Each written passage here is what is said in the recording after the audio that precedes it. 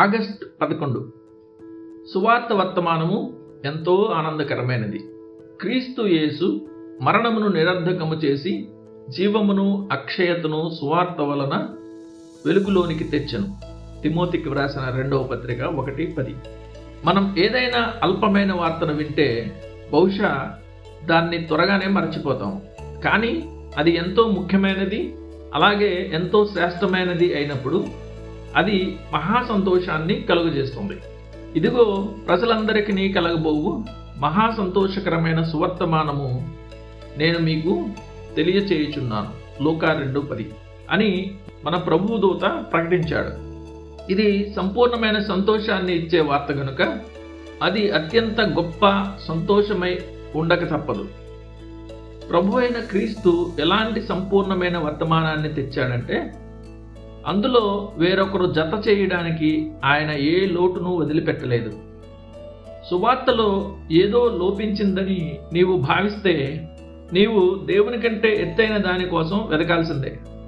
ఎందుకంటే కృపా నిబంధనలో ఆయన క్రీస్తు ద్వారా తన్ను తాను విశ్వాసులకు సంపూర్ణంగా అర్పించుకున్నాడు. అపొస్తలుడైన పౌలు చెప్పిన వాదన ఎంత పట్టు కలిగిందో మనం సంపూర్ణంగా ఒప్పించబడతాం. సమస్తమును మీవే, మీరు క్రీస్తువారు, క్రీస్తు దేవునివాడు. కొరింథీయులకు రాసిన 1వ పత్రిక 3:22-23. సువార్త మన ఆత్మీయ పాత్రలను మంచితనపు ఓట వద్దనే ఉంచుతుంది.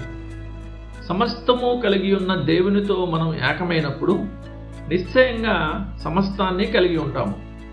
పరలోకం ఇవ్వలేని ఏ శుభవార్తనైనా మహిమలోని పరిశుద్ధులు పొందుకోగలరా?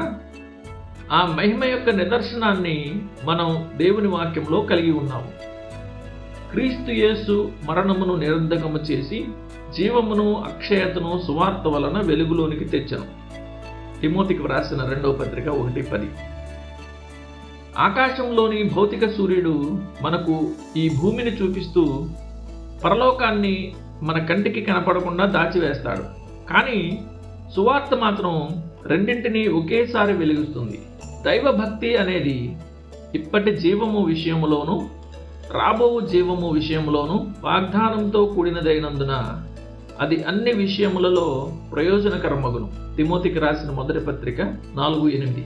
ఒక ప్రకటన నిజమైన శుభవార్తగా మారాలంటే వినే శ్రోతకు అందులో వ్యక్తిగతమైన ఆసక్తి ఉండాలి.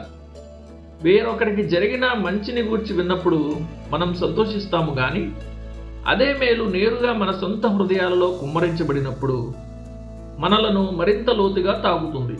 ఉదాహరణకు, ఒక రోగి మరొకరి స్వస్థతను చూసి సంతోషించిన దానికంటే తన సొంత స్వస్థత విషయంలోనే అత్యధికంగా ఆనందిస్తాడు. దేవుడు ఈ సువార్తను దేవదూతల కొరకు కాకుండా మన కొరకే సిద్ధపరిచాడని వాక్యం నివేదిస్తోంది. నేడు రక్షకుడు మీ కొరకు పుట్టి ఉన్నాడు, ఈయన ప్రభు అయిన క్రీస్తు అని దూత చెప్పాను, లూకా 2:11.